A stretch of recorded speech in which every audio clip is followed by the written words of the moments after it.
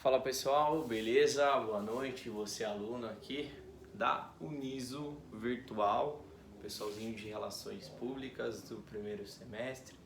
Meu boa noite, obrigado pela audiência, espero que vocês estejam bem nesse momento de quarentena que a gente vive. Bom, hoje de maneira especial com a camiseta do projeto RP nas Escolas. RP nas Escolas, ele busca uma conscientização dos alunos sobre qual é a funcionalidade e a finalidade da nossa profissão nas escolas da região, para que os alunos vislumbrem uma identidade para com o curso, né, e acabem aí colocando nossa lista de possíveis decisões profissionais, né, o curso de Relações Públicas. Já coordenei por 2 anos esse projeto. Hoje quem toca o RP nas escolas é a nossa coordenadora, a professora Mércia Segala Bruns, por meio da nossa agência experimental. Eu tô com alguns alunos novos e alguns alunos que estiveram desde o primeiro dia de aula. E esses alunos me procuraram, os mais novos, no sentido, professor, já perdi, estou um pouco perdido, enfim. Então eu vou fazer uma breve introdução de tudo que a gente já falou, e aí isso abre a possibilidade para que os alunos que já tiveram essa disciplina façam uma revisão, tá? E a gente dá continuidade também em cima daquilo que a gente precisa passar hoje. Públicos, como a gente falou na última aula, é a nossa matéria-prima, né? É a grande relevância da nossa profissão, é com quem de fato a gente precisa se preocupar. E essa aula de hoje, talvez não termine hoje, porque o assunto é extenso, talvez a gente precise de mais uma aula para a gente poder terminar de fato de falar sobre públicos e públicos em relações públicas. Bom, mas você do primeiro semestre, né, deve estar se perguntando, né? Nossa, por que a gente estuda junto algumas matérias com o pessoal de JOR, com o pessoal de PP, né? Será que não teria que ser só RP logo no começo, enfim, né? Tem esse mix de confusão e na cabeça do aluno de Relações Públicas isso fica um tanto quanto mais forte. Por que fica mais forte? Porque a gente não tem 100% de certeza do que faz esse profissional, né? E é uma questão cultural, então todos vocês aí devem ter a faixa etária de... Eu sei que tem uma aluna que tem 17, que vai fazer 18 daqui a pouco. Então deve ter entre 17 e 25 anos. Um aspecto cultural muito forte da presença aí da televisão, né, principalmente na infância de vocês. E com esse advento da TV fica um tanto quanto claro do aspecto cultural, né, da nossa sociedade, qual é o papel do jornalista, né? Porque diariamente a gente tem contato com telejornais, com jornal impresso, com rádio jornal e hoje em dia com os jornais aí via web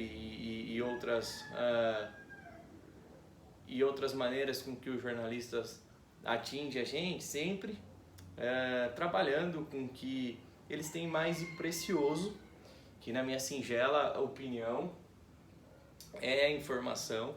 Então acho que o grande mote, né, do jornalismo é informar.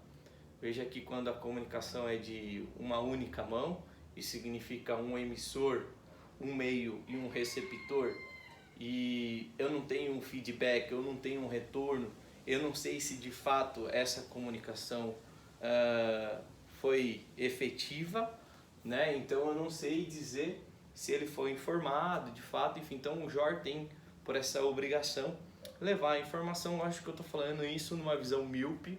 Se os professores de jornalismo, né, acabarem assistindo essa videoaula, eles vão querer me matar, porque o jornalismo tem funções sociais, outras tantas, importantes e diversas facetas. Você tem o jornalismo investigativo, você tem o jornalismo literário, das longas formas, de você contar histórias verídicas, enfim. Você tem o jornalismo esportivo, enfim. E aí você consegue segmentar em diversas facetas, mas a base, vamos dizer, se resume, né, na informação, em levar a informação, e aí, claro, né, combatendo fake news, com credibilidade, com dados, sempre ouvindo os dois lados. Tinha um professor da Universidade de Sorocaba, que inclusive foi meu professor, abraço Raul, ele falava que o jornalista tinha a obrigação de investigar a informação, então ele falou assim, checa, recheca e precheca aquele dado, aquela informação para ver se é verídica antes de publicar, antes de soltar, porque isso dá tanto quanto uma credibilidade para o profissional. Quando a gente vai para a área da publicidade e propaganda, da mesma maneira que a gente tem essa penetração da TV, enfim, a gente tem da publicidade e da propaganda no nosso dia a dia. Então é muito simples, é muito fácil, né, da gente perceber essa penetração do profissional de publicidade e propaganda, porque as publicidades, né, estão no nosso dia a dia, né, estão desde nas embalagens dos hipermercados, nos outdoors, no rádio, na TV, na internet, no embalde marketing e outras tantas possibilidades hoje de se publicizar alguma coisa, uma informação, uma mensagem ou até um produto em busca de um consumo e assim por diante. E o RP, onde se encontra em tudo isso? A primeira questão é, por que estamos juntos? Porque estamos dentro de uma caixa que se chama comunicação social. O que significa comunicação social? Numa visão singela, né, a gente debateu na última aula, posicionamento do professor Ciro Couto, comunicação vem de tornar comum, né, que as pessoas tenham uma comunhão, tenham um entendimento sobre aquilo.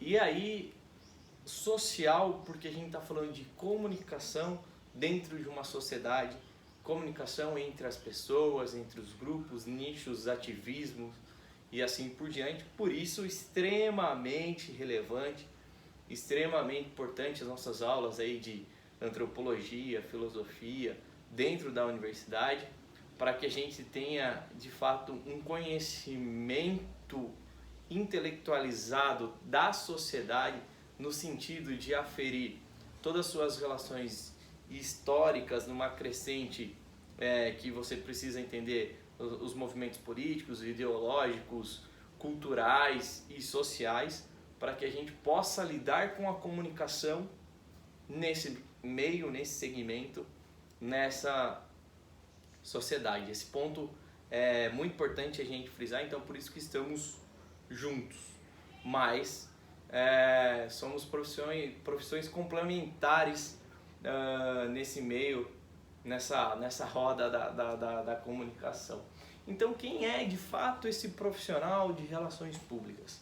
Quem assistiu minhas primeiras aulas, que foram presenciais, a gente faz uma pequena brincadeira, né, no sentido que eu pergunto, quem que namora aí na sala? E aí, dependendo da pessoa que fala que namora, a gente conta uma história. Então a história é basicamente essa: o namorado é segurança, ele informa para a namorada, ou o namorado informa para o namorado, como vocês queiram, ele informa para essa pessoa que ele está num relacionamento naquele momento que vai trabalhar numa festa de casamento. Essa pessoa acredita, vai para casa, começa a assistir uma série e quando ela está assistindo essa série, ela pega no sono lá no Netflix, ou enfim, outro meio hoje que permite, né, que você assista séries e filmes. E lá por umas 2h30, 3h da manhã, essa pessoa acorda tem mania de mexer no celular, no WhatsApp, sempre que acorda, recebe de uma suposta amiga uma foto desse seu namorado em um barzinho. O que temos nesse momento, nesse relacionamento? Um problema. Toda vez que a gente estiver falando de relacionamento e surgir um problema, nós estamos falando que há necessidade da atuação de um profissional da área das relações públicas. O profissional de relações públicas tem a obrigação de fazer com que esse ruído, com que esse problema ou com essa divergência de pensamentos ou de entendimentos seja esclarecido, para que ele não seja levado para um conflito e para que depois ele não chegue numa crise. Então, nesse exemplo que a gente está falando, o namorado precisa falar com essa outra pessoa que ela tem um relacionamento, o que ele estava fazendo lá no bar. Mas muitas vezes essa pessoa não dá oportunidade, enfim. Mas eu, como RP, como eu já estudei a minha organização namorado e a minha organização pessoa e o meu público pessoa amada, eu sei que a pessoa amada vai consultar. A primeira pessoa que ela vai falar sobre esse caso é para a mãe dela, que é uma formadora de opinião. O que eu, como RP, vou fazer? Vou pegar a verdade, a transparência do fato e vou fazer chegar essa versão correta dos fatos para a mãe dessa pessoa antes mesmo que esse público converse com a mãe, porque aí pode ser que as influências, né, ou a maneira como a mãe vai receber essa mensagem seja outra do ponto de vista que ela já tenha a verdade. Qual que é a grande verdade em tudo isso? Essa pessoa é segurança, o amigo estava em um barzinho, ligou para ele falando que tinha arrumado uma briga, se ele podia salvar ele lá, enfim. Esse segurança falou para a chefe de segurança, olha, preciso salvar um amigo meu num bar, tal, posso ir lá rapidamente, tal. O chefe de segurança liberou, ele foi lá, simplesmente resgatou essa pessoa que é amigo dele, que estava arrumando confusão, levou até o carro, escoltou até a casa dele e voltou para o seu serviço. Porém, chegou uma foto, né? Uma foto com uma mensagem ainda assim, olha, a ex dele também está aqui no bar, né? Então chegou essa foto maldosamente, se a gente estiver falando no meio das organizações, do meu concorrente, né?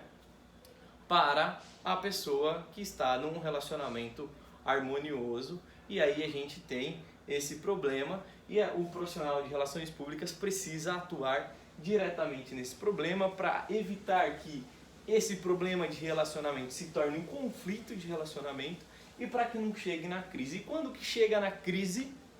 Chega na crise quando a opinião pública fica sabendo. Então, no ambiente da universidade, todos os outros alunos estão comentando que o namorado ou a namorada do fulano ou da fulana, né, esteve num bar e tal. Aí entra um outro aspecto que a gente também estuda nessa disciplina, que é a função, né, e que é a opinião pública em cima de fatos dentro de relacionamentos.